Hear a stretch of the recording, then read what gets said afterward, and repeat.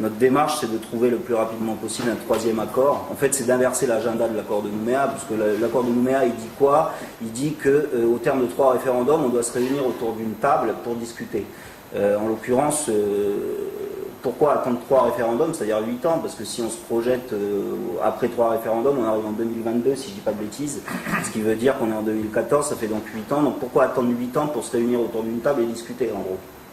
Sachant qu'il y a un certain nombre d'urgences à traiter en Nouvelle-Calédonie, et il serait de bon augure de pouvoir se réunir beaucoup plus tôt avec les indépendantistes pour discuter de la sortie de l'accord de Nouméa, trouver un troisième accord, et bien évidemment faire en sorte que chacun ne perde pas son âme.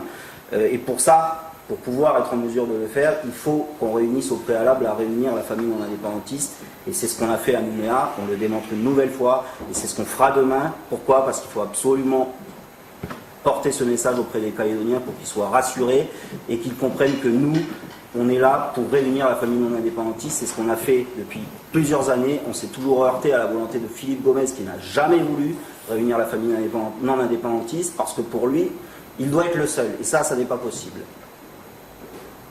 Le bilan de ce premier tour aussi des élections, ce qui est très important pour notre mouvement, là le Front pour l'Unité Rassemblement, c'est que notre mouvement est implanté au niveau territorial. Nous sommes implantés partout en Nouvelle-Calédonie. À Nouméa, dans l'agglomération, sur la Grande Terre, en province des îles. Donc aujourd'hui, nous sommes heureux de constater que cette implantation, elle est ancrée durablement sur l'ensemble du territoire. Et puis mention spéciale également à Simon Louécotte, à l'autre voix, et à Simon Louécotte qui a fait un excellent score à Ouvéa. Ça démontre bien que la démarche unitaire est payante, s'avère payante, notamment dans le nord, dans l'intérieur, dans les îles, puisque de la même manière que dans l'agglo, les non-indépendantistes qui vivent dans le nord, dans les îles et dans l'intérieur, d'une manière générale, ils vivent le destin commun au quotidien, donc ils comprennent bien ces messages de nécessité de se réunir à la veille d'échéances capitales. On voulait réaffirmer que nous sommes très satisfaits des résultats que nous avons obtenus, notamment dans l'agglomération, parce que mine de rien, on est premier au Mont d'Or, premier à Dambéa, premier à Païta, et effectivement, on a encore un gros travail à faire sur Nouméa, mais comme je vous le disais tout à l'heure, on va le faire, ce travail, sachant que nos adversaires ne cessent d'indiquer que nous sommes soi-disant en perte de vitesse, etc., ce qui n'est absolument pas le cas, puisque nous avons réussi à maintenir la première position dans les communes de l'agglo, malgré les divisions dont on a fait malheureusement l'objet. C'est-à-dire qu'il est difficile effectivement de prédire l'avenir, simplement on a quand même entendu le message des Calédoniens, et notamment des Nouméens, qui, à l'occasion de chaque réunion qu'on a tenue, nous ont demandé de nous réunir. Donc à partir de là, si vous voulez, on considère que c'est le message que nous portons, nous, depuis plusieurs années. En plus, ça fait plusieurs années qu'on réclame cette union des non-indépendantistes. À partir du moment où l'Union pour la Calédonie dans la France accepte de se réunir avec nous, on ne pouvait qu'accepter, si vous voulez. Après que Philippe Gomez le déplore, c'est un petit peu logique, puisque c'est ce que je vous disais tout à l'heure, il a toujours été contre l'union des non-indépendantistes.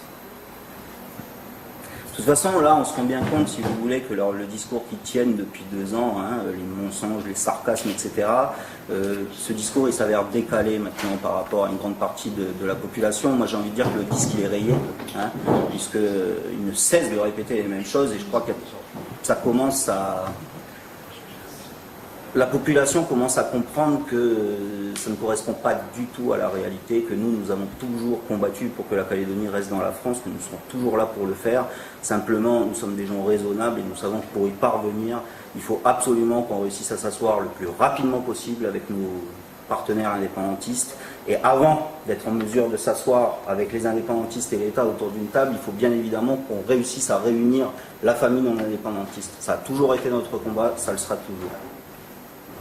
Contre vents et marées et contre Philippe Gomez.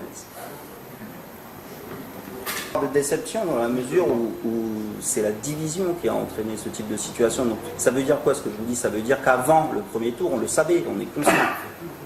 À partir du moment où vous vous retrouvez dans des communes avec, je prends l'exemple de Païta ou Boulou-Paris, Boulou-Paris c'est exactement le même cas, avec je ne sais combien de listes, 6 listes à Boulou-Paris, c'est ça, et 7 ou 8 à Païta, si j'ai bonne mémoire, 8 à Païta. c'est tout à fait logique qu'on se retrouve dans cette situation-là derrière. Et la raison pour laquelle on est satisfait, c'est que malgré ça, on réussit à rester en tête. Donc, si vous voulez, parce que le danger, ça aurait été qu'on arrive deuxième ou troisième. En l'occurrence, ça n'a pas été le cas. On a réussi à rester premier, à maintenir nos positions dans ces communes, malgré la division et malgré les sarcasmes et les mensonges dont on a fait l'objet. Donc c'est pour ça que je vous disais tout à l'heure qu'aujourd'hui, on se rend compte, et on est très satisfait de se rendre compte que la population comprend notre message au fur et à mesure. Parce que bien évidemment, ce n'est pas le chemin le plus facile, mais c'est le seul chemin. On est persuadé qu'avec de la pédagogie et de la conviction, on va y arriver. Tout simplement parce que nous, on sait d'où l'on vient.